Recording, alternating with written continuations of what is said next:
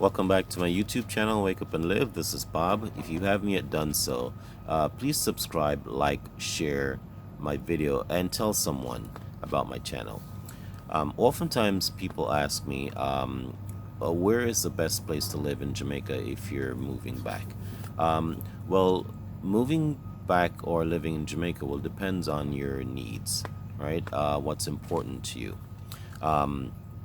My personal bias is with Montego Bay because I live in the Montego Bay region. So let's start there. The Montego Bay region, the western suburbs, stretching from, say, Reading on down to Trial, is a wonderful mix of quiet living and upscale and entertainment. Um, is always a stone throw away. I like it because there's beaches. There's you're nestled between Montego Bay, Lucy, and I'm gonna say Negril. All right, and it's a lot of coastal living, tourism. Um, there's lots of room for building, buying lands. There are gated communities that are opening up a different interval if that's what you prefer. It's close to the airport. Of course, Montego Bay has a lot of nightlife, restaurants, and all the different things. So my personal preference is the western suburbs of Montego Bay, and that's because that's where I live, and I know that area best. All right, so it provides airport, restaurant, the urban living of a city life, and a lot of bustling tourism business going on. Okay, um, the other one tell you about is Negril.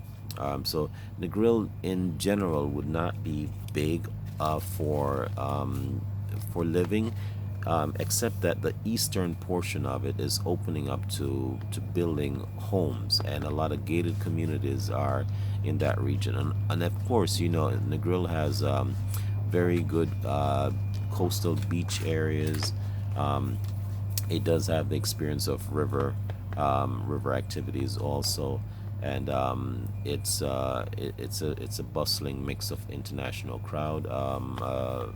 Most people returning sometimes feel a little more comfortable in the international crowd. Yes, they are.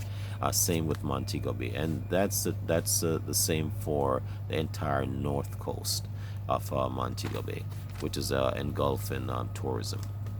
All right.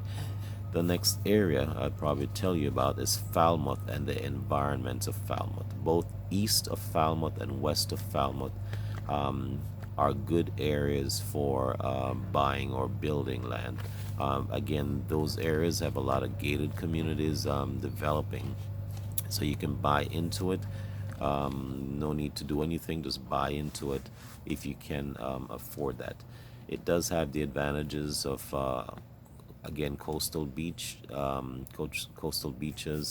It does have rivers, a lot of river rafting activities that goes on there. There's a big cruise ship sub industry that's developed there since the I think the 90s. The prime minister at that time had built a nice seaport there, and it's a thriving part of the industry. All right. Between Falmouth, I'm gonna say from maybe Duncan's, but more so Discovery Bay, Runaway Bay, St. Anne's Bay, all along that area there. Again, they that gives you the advantages of a coastal areas, but they do give you a mix of quiet living and bustling living. So again, it's tourist oriented. Lots of hotels and restaurants that are dedicated to the tourist industry, and it does have some what's called ecotourism activities like the caves, Runaway Bay, Green Guata Cave, and stuff like that. All right. Next would be I'm sorry, Ocho Rios. Now, Ocho Rios is the capital of the north central part of Jamaica. It's a big town for my standard. It's a city, a small city. Um, it has a lot of again beach, coastal beach, lots of coastal beach, lots of hotels. It has it has the largest combination of rivers in any area in Jamaica. Yeah, Ocho Rios, of course, means 8 rivers, and there are a lot of little other tributaries attached to that that might even make it more. But it has a rainforest feel, very lush green. Of course, it's nestled in the garden parish of St. Anne, so yes, it does have a lot of ecotourism going on. Okay, the the one that would perhaps stand out in a lot of people's minds is Kingston. So let's go ahead and talk about Kingston. Kingston is a growing city. It's a big city for it's Jamaica's big city, one of the biggest in the Caribbean. It's constantly growing. Of course, government is constantly using money from Montego Bay, the tourist areas, all the tourist resorts, to build Kingston, which is very unfair because it underdeveloped Montego Bay, taking Montego Bay's tourist dollar, underdeveloped Montego Bay, and and the rest of the tourist resort. I'm all for Kingston being developed because it's our capital city, and it should represent Jamaica well, but not at the expense of Montego Bay, and that I'll forever argue. Um, Having said that, though, Kingston is Kingston. There are two Kingstons. Just just so you know, there's when I say two Kingston, I mean there's West Kingston, which is the older traditional Kingston, and then there's New Kingston, which is pretty much uptown.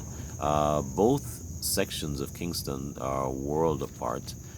They're completely different standard of living.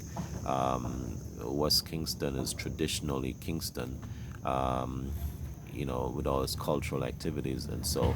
And then there's New Kingston, which is a very cosmopolitan, very well developed, well laid out, well planned, very good upscale living, and uh, I'm gonna say it's a very international crowd. Thousands of internationals live in Kingston for purposes of foreign affairs and embassy stuff and just the stuff that capital cities normally entails. All right. So to quickly recap, there's a South Coast actually, but I'm gonna be honest with you. I don't know too much about the South Coast, and if I had to mention the South Coast, I'd probably tell you that Mandeville and Saint Elizabeth would provide you some great areas for living, but I have to admit I'm not very versed on those areas. The North Coast I know very well. Um, and I can tell you, the Montego Bay area, the big advantage is that there's a there's the there is the airport, there's seaports. It's a tourist capital. It's very urban and very touristy, very international in crowds, and it can provide you a very nice living, especially in the western suburban areas. All right. Again, hope this was helpful for you. This is not intended on being the know it all or where it all for where to live when you move back to Jamaica. All right. Again, thank you for watching. This is Wake Up and Live with Bob, and I hope you subscribe, like, and share my video and tell someone about my channel. Thanks again.